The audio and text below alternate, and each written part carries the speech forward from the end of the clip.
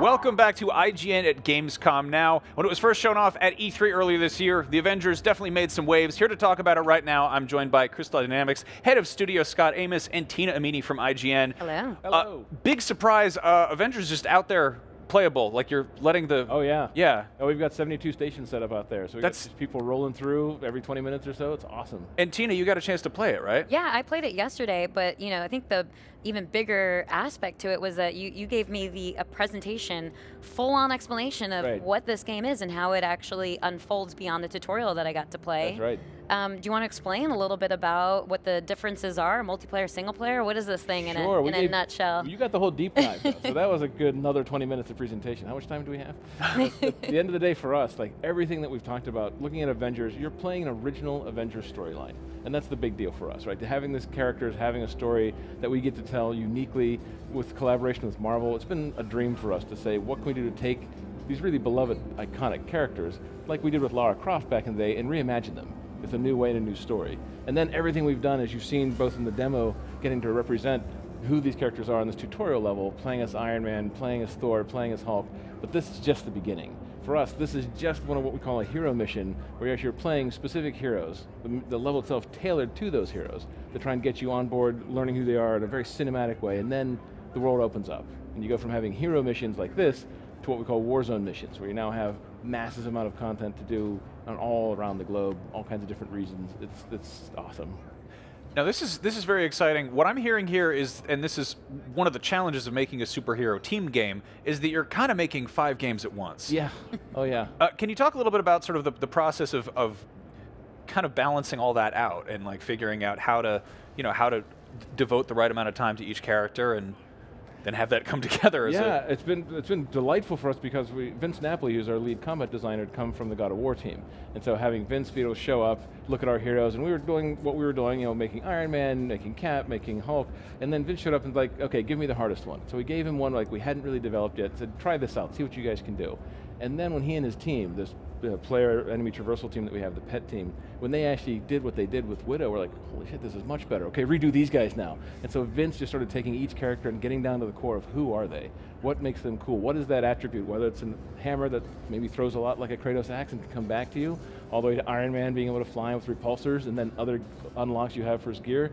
That team has just nailed it as far as saying this is what these heroes, this playing that fantasy of being these heroes. So those hero missions are supposed to be really catered to their abilities, their backstory, obviously.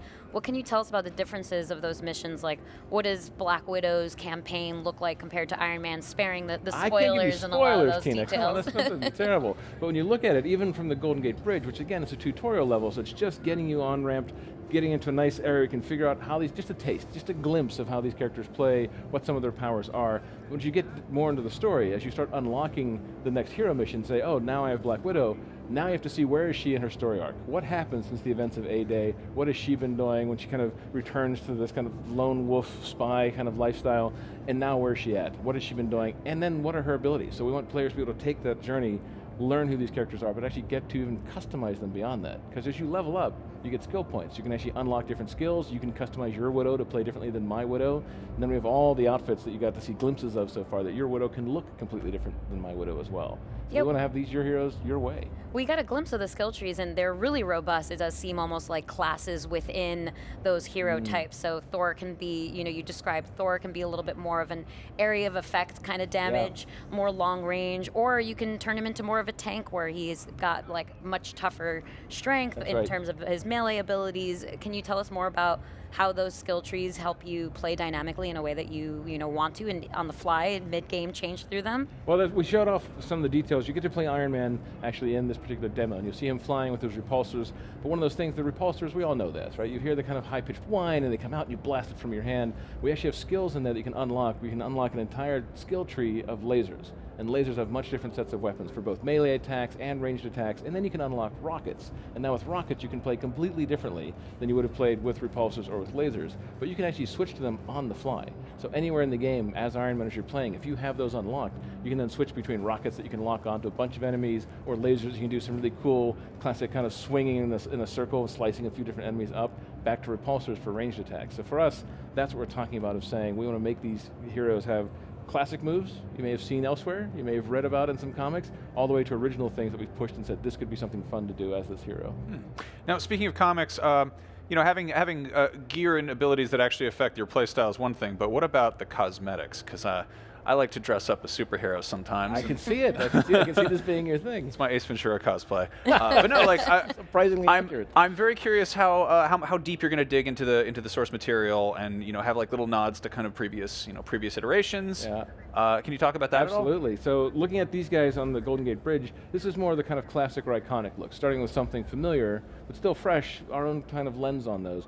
But all the stuff we've even glimpsed at, some of the things you may be seeing at the booth or at the demo you played yesterday, we have 80 years of Marvel history to dig through. And you can, if you just go back and look at how many different outfits, how many different looks, how many different styles and sets, all of that across all the different mediums, saying this would be amazing. But one of the benefits of collaborating with Marvel is they also push us for saying, what's new? What's the original thing we could do? How do we take some of these cool outfits that have been maybe referenced from the past and now push it in a certain way to say, this fits the style of these Avengers for this world? So we've got tons of source material, plus fan favorites, plus all kinds of original stuff. Like, we're not going to be short on ideas anytime soon. And there's more customization than just the cosmetic stuff too. There's actual gear sets that have more of a gameplay functional aspect to them. Can you talk more about that? Because you gave us a bit of a dive into it, and you mentioned there are gear lines, there are perks, you can upgrade them, so there's a lot of like heavy reward system within the mission system. Absolutely. So while in the hero mission, specifically this first one is a tutorial level, so it's not something where you're going to see much gear. It's really the heroes are who they are at this moment for this particular mission. But when you play through other hero missions and into the Warzone missions, that's where it really becomes that fun kind of loot chase, where we have all kinds of gear, different levels of rarity, from common, uncommon, rare, epic, legendary, and a few special things past that. And all the different gear has perks. And the perks become a great way for you to customize how your actual hero plays. So the rarer the gear, the better the perks. Really, really rare gear can have multiple perks. So suddenly your Iron Man might even be the same level as mine. You might even unlock the same skills as I did, but you could have a completely different set of gear than I have. And that could actually change how you can play, how your defenses work, where you can go that I may not be able to, like all kinds of crazy stuff that can let you really go deeper into who these heroes are. And again, change your playstyle. Now, speaking of changing playstyles, sort of the villain of this that we see is Taskmaster, who's he's wonderful at he does the what is it, photographic reflexes. That's right. He also made some appearances in the Insomniac Spider-Man game. Is this the same Taskmaster? This is our world. This is okay. So this is the Avengers world. So for us, we look at this and say, again, we have an amazing set of heroes, we have an amazing world, but this is an original story for the Avengers. So. Okay. But interestingly enough, there's actually so many, because you guys revealed a lot about the story too. Yeah. We know who the primary villain is in AIM, and we know where all of our superheroes are. They're a little bit in this like devastation kind of a moment because kind of superheroes are outlawed. Yeah. And so I felt like there were a lot of themes that struck on a lot of the movies as well. I mean, Hulk not being able to turn back into Bruce Banner was definitely a theme in Thor Ragnarok. There's a lot of depression going on in Endgame.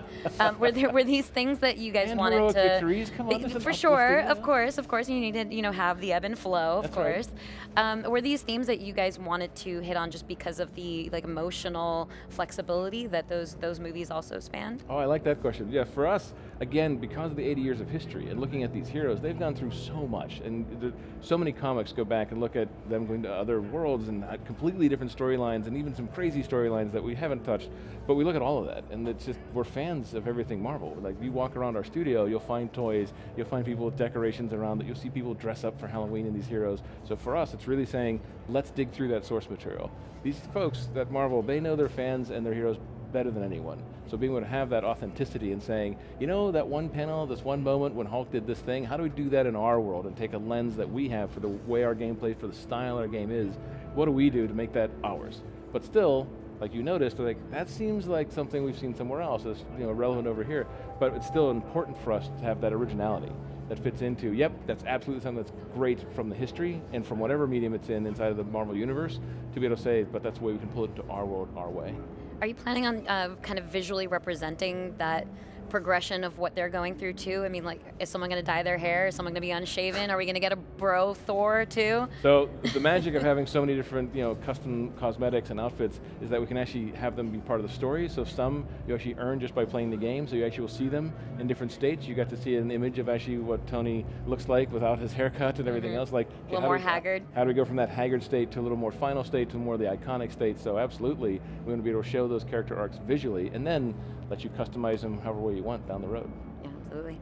And going back to the demo and the gameplay of it all, because obviously this is a tutorial, so there isn't a lot of what is showing how expansive the future missions could be. Is there anything that you can speak to in terms of how the objectives might differ between hero missions versus the multiplayer Warzone missions? Sure. So the hero missions, very much like the Golden Gate Bridge, have basically the main campaign, what's traditionally the campaign, of thinking this is the main narrative, this is that spine when it goes through. The Warzone missions have narrative as well. They all actually advance the narrative. So they have some bits of story. Some of them are very specific, like I have Black Widow, once I've unlocked her in the main campaign, now there actually might be a set of Warzone missions that are just for her, or just a story arc about Widow uncovering something from her past, or going back and getting a little more depth into her. Or as Hulk, saying now that I've done the main campaign, there might be another set of missions just for Hulk that you can go off and get deeper into his storyline of what he's been doing for these 5 years between A-Day and where the game starts. So for us, that actually opens up those worlds, but then, even beyond that, what the hell is AIM doing in this world? Where are they at? How many things do they have out there that we don't know about and you have to go discover? So you can just see these regions, as we call them, like we showed you, I think, an image of our war table map where we had the American Southwest. Those regions will keep popping up and opening all over the globe. And the idea that the missions will keep populating. The more you play, the more missions will show up and the more things to do, so you'll always have something to do. And then past that, we've talked about it yesterday, that once this game is out and we have it launched, May 2020, past that, now we start adding more regions and more heroes at no additional charge. So you'll always have more stuff, more stories, more missions to go on. Are those going to be strictly Warzone missions, or are we getting hero missions for some of those added content? They will be Warzone missions because we want everything to be, you can play all single player or up to 4 people at one time in co-op, but we also have very specific narrative threads that will come with them. So there will be stories and all of it, and that's our secret sauce. Like one of the things we have beyond just great characters and all that depth is the ability to have so much story in so many individual stories as well as the group stories. And you mentioned that there's the level scaling as well, so you don't have to worry about getting too OP for certain missions. That's or being outranked by a friend and whatnot. Right, even the dynamic scaling to saying how many of us are playing at what power levels and figuring that out, but also letting you choose, even per mission, the difficulty you want. If I want a more casual playthrough today, or if I want to go kind of down and dirty and more hardcore, we want to let players have the kind of fun and experience they want every time they play. Now, aside from characters that we've seen in the trailer, who would you put in the game? Like personally, I know you. They're in the game. Thanks. Aside from that, what's the B-sides, the D-listers? Is there anybody you personally? No. I'm not going to rank the Marvel heroes. So from our side, I will tell you this: that I will put all of them in the game if I can. That honestly, we've gone through this list of heroes, and there's hundreds of them. What a diplomatic answer. At the end of the day, there are so many. That's a lot of work for you. You've just committed yourself to all of them. Think of the amount of fun that would be to have all of them at this quality in this kind of game to be able to explore those stories together. Absolutely, I would do that. Oh man. What about Hawkeye? Like, where's Hawkeye? Like, where is Hawkeye? You go in the YouTube comments and everyone's just like roasting Hawkeye in there. It's rough. They love and hate him. Love to hate him. I'm not sure which one it is. Well, he's around there somewhere. I know. Okay, so I want to ask you this. There's one thing I know a lot of people are concerned about. There's the fear that this is games as a service, and obviously it's pulling from Avengers, which is rooted primarily in stories. Like reading a comic is a narrative single-player experience, so to speak. For sure. Can you say anything to sort of alleviate those concerns that people have had? I can say that we have a world that's designed of stories of heroes that are beloved, that already exist. You don't have to figure out what is this world. You know this world. You know these heroes. You want to figure out what they're doing next and what big threats are coming. The whole point of us saying we're not no additional cost for new regions, new stories, new heroes, to say, no, we want you to come in and absolutely be part of this world. We have the widest funnel possible, saying everybody will get all the heroes. Everybody will have all the regions to play. For us, it's saying this is this gigantic world, and yeah, you have a ton of costumes and outfits you can earn, and there is a marketplace where you can go buy specific costumes that are only available that way. But for us, that lets you choose how much you want to invest into it or not. But we see it as not a service as much as this world that you get to be part of and will keep growing for years to come. And you guys have plenty more left to say on the game. I know I had about 1,000 questions for you yesterday. Sorry, I couldn't answer them. It's fine. What's next on the agenda for you guys? Next reveals, next conversations? So our PR guys can give you the specific details, I'm sure, but let's put it this way. There's almost a show every month for the rest of the year and into next year, and we have so many things that we want to talk about. But there are things, certainly early next year, we're going to talk about co-op. There's a ton of stuff we want to talk about matchmaking and how you get together and play with your friends and what does it mean. That'll be a big deal. We want to go deeper into AIM. We've only scratched the surface on who the bad guys are right now. We want to get into what's the motivation, what's behind, what's really happening around the globe. So we have a couple big things ahead of us that I can't wait to show you guys. Awesome. Dying to hear more. Thank you so much for coming by and chatting. My pleasure. We have tons more coming out of Gamescom right here on IGN, so stick around. We'll be right back.